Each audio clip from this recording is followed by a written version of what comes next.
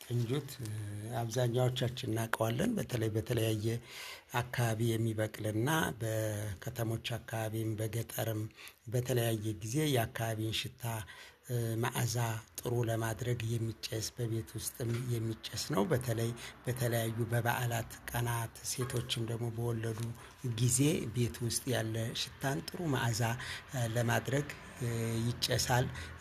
አልፎ አልፎም ደግሞ እርኩስ መንፈስንም ለማስወገድ በሚል ይጨሳል። ነፍሳትንም ለማስወገድ ይጨሳል። ስለዚህ ጥንጁት በሳይንሳዊ አጠራሩ ኦቴስቲንጋ ኢንቲግሪፖሊያ ይባላል ወይም ራዲንጋ ኢንቲግሪፖሊያም ይባላል።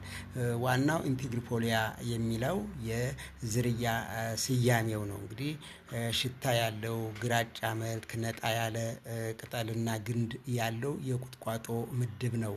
ጥንጁት የተገኘው እንግዲህ በኢትዮጵያ በብዛት ይገኛል። በኢትዮጵያ በኤርትራ ከኢትዮጵያና ከኤርትራ ውጭ በየመን አካባቢ ነው የሚገኘው። የሚበቅልበት ደግሞ የእንጨታማ ስርዓተ ምህዳር ከ1300 እስከ 2800 በዳገታማና በተጎዱ አካባቢዎች በተለይም በሰሜን ኢትዮጵያ፣ በትግራይ፣ በወሎ፣ በጎንደር፣ በጎጃም በስፋት ይበቅላል። በሸዋም እንደዚሁ ድንጋያማ አካባቢዎችን እና ዳገታማ አካባቢዎች ይስማማዋል። ይሄ ማለት ደግሞ በወይና ደጋ ከ1300 እስከ 2800 ማለት በከፊል ቆላ ወይና ደጋና ከፊል ደጋማ አካባቢ ይበቅላል ማለት ነው። በስፋት በተጎዱ አካባቢዎች እንዳልኩትም ይበቅላል። ጥሩ መዓዛ ያለው የወተት እቃዎችን ለማጠን በቤት ውስጥ በአራስ ቤትና እንደዚሁም ደግሞ በተለያዩ በሽታዎች በሚከሰቱበት ጊዜ የወባ ይጨሳል።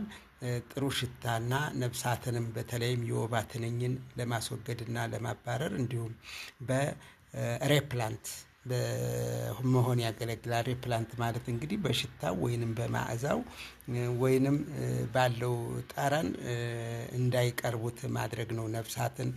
እንደዚሁ ደግሞ ሌሎችንም በተለይ ተሳቢ እንስሳትም በአካባቢው እንዲሁ በቀላሉ ተዘዋውረው እንዳይነድፉና እንዳይቀርቡ ያደርጋል ማለት ነው። በዚህም ነፍሳትን ስለሚያስወግድ የወባ በሽታ አምጪዋ አናፊለስ ሞስኪቶ በአካባቢው ዝር እንዳትል ያረጋታል ማለት ነው። ስለዚህ ወባን በሻይ መልክ ጠጥቶ ወባን ከመከላከል ባሻገር ትንኟን ራሱ እንዳትቀርብ ያደርጋል ጥንጁት ማለት ነው። ጥንጁት እንደ ሻይ ሲጠጣ ወባን ለመከላከል ለደም ግፊትና ለምግብ መፈጨት ይረዳል ማለት ነው። እንደ ሻይ ቅጠል ሆኖ ስለሚያገለግል ነው። ለመድኃኒትነት እንግዲህ ለሚያገለግል በርካታ ውህዶች በውስጡ በመኖራቸው ነው እንግዲህ ለወባ